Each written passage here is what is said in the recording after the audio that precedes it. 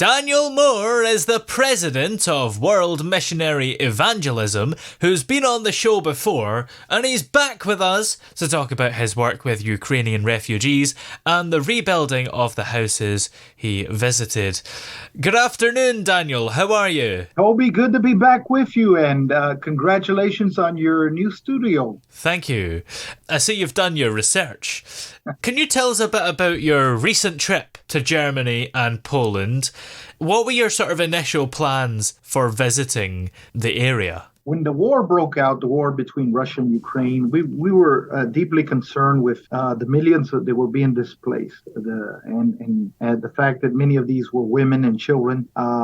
For us, it was never a political issue. It was always a people issue. I think, Toby, too many people get involved in the politics. I'll let others argue the politics, but for us, it was a people issue. We saw that hundreds of thousands, millions were going to be displaced, and we asked God and we asked ourselves, how can we help these people? They need help. And so that was our initial response. And how did the situation on the ground affect your mission? Well, you mentioned two of the key nations, which were Germany and Poland.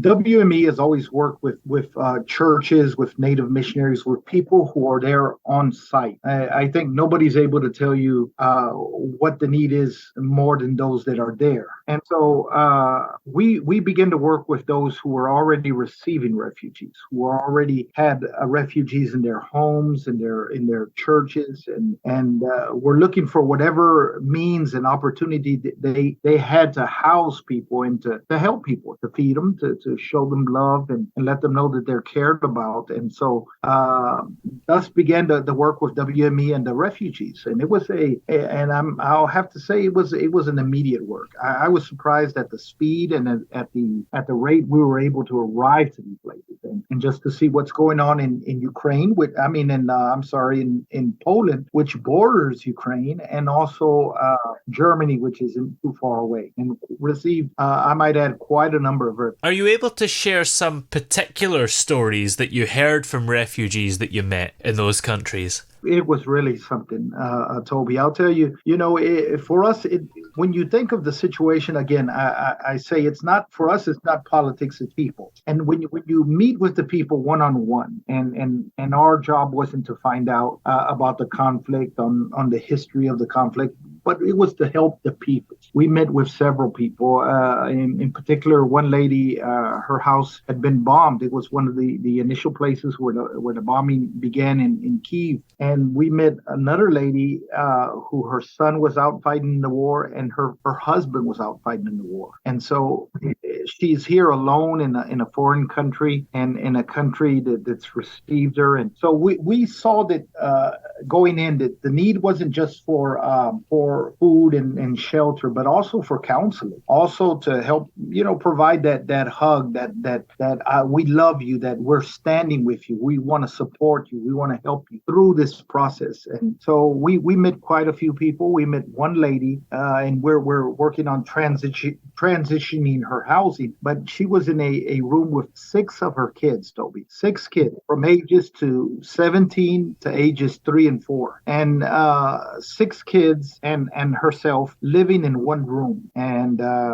this room where she was living in was a house that was housing refugees, and it was shared. So you had up to 40 people living in that home. And how did you and your team support these different people during that difficult time? Well, in various ways. One was our main thrust of helping was through the Food for Hunger. And Food for Hunger is a program we use worldwide. We help provide meals. We help supply food that it takes to feed these refugees. They're children, they're women, and they need to be fed. And so Food for Hunger was one of our main ways of helping. But we also identified there was a home there, in particularly in Poland. And in Poland, this home needed remodeling. It was If you could see it, it looked like it had been in the war, actually. Yeah.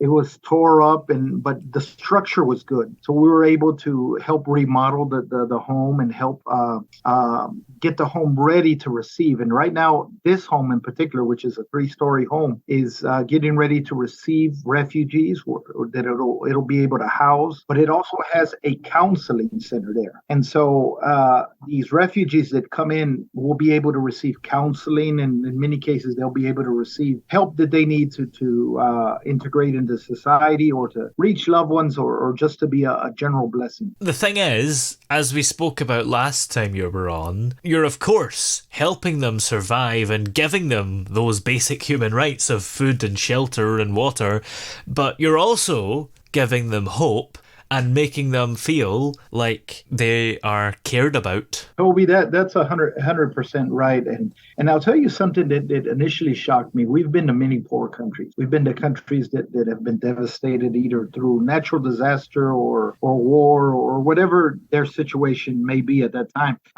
But something unique to the Ukrainian refugees was the children. The children were at first, very stone-faced. To see kids not really reacting, to see kids that look like they're still frightened. And so a lot of these children are going to need counseling. We were in one place in Germany where we helped buy a van to help move them around. And a lot of these kids, they're now doing programs for kids, music programs. They're doing programs with arts, and bringing that joy back into the lives of those children, or as much joy as can be brought through this circumstance. There was a video shared on the Facebook page which highlights the heartbreaking situation faced by a woman who left behind her home and family.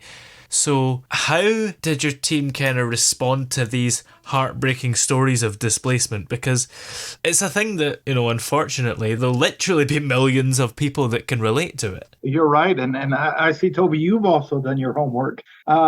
Yes. And you've seen some of what we've been able to do there. I think, being there and being able to be that shoulder to lean on, and because we work with a support team, we want to make sure that these refugees just don't go to a certain place and receive food. We want them to go to these places where they can have a support team. And that's people from church that are helping counsel them through the situation, or whether that be, people that are there for them. Sometimes, Toby, I found that when a person is hurting, just listening to them, it means the world to them. You mentioned about the house that's being created for the refugees, and it's interesting because how sort of permanent is the house? Because you'd hope, of course, that eventually the refugees will be able to go back home. Yes, and that's the nice part about it, because and many have actually returned home, even with these terrible things still taking place. And we got to remember, it may not be in the news as much, but there's still an active war. Yeah, there's still people that are fighting. There's still people that are hurting. There's still people who are displaced, and so. This is going to be a while, but I think that the beauty of this is, even, God willing, that the war comes to an end and people are able to go back home, we'll be able to use those centers for whoever's hurting, for who's ever in need. So these centers will be able to stay there, in particular this home, and it will be able to be a blessing for that church and those congregations in that area of Poland. Absolutely.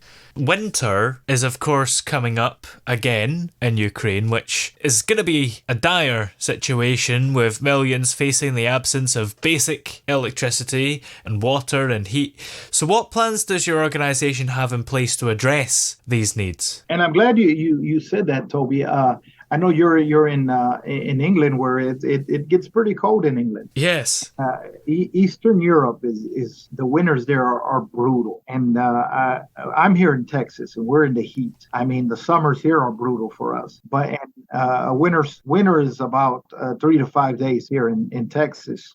But in Eastern Europe, England, it's brutal. It can last up to months. So we're already helping hoping to help with heaters. That's something we would want to bring to those homes and help properly insulate the places where the refugees are staying. It takes a lot of insulation. It takes a lot of sending heaters. It takes a lot of warm blankets. It takes a lot of warm meals, even during that time. So we desperately need the support. We desperately need people to help us, to help those that are hurting. And given the scale of the conflict and the number of displaced people, how do you and your team stay motivated and focused on providing the assistance to the refugees despite the challenges? Well, Toby, it comes back to our call that we have here as a ministry. It's a God thing.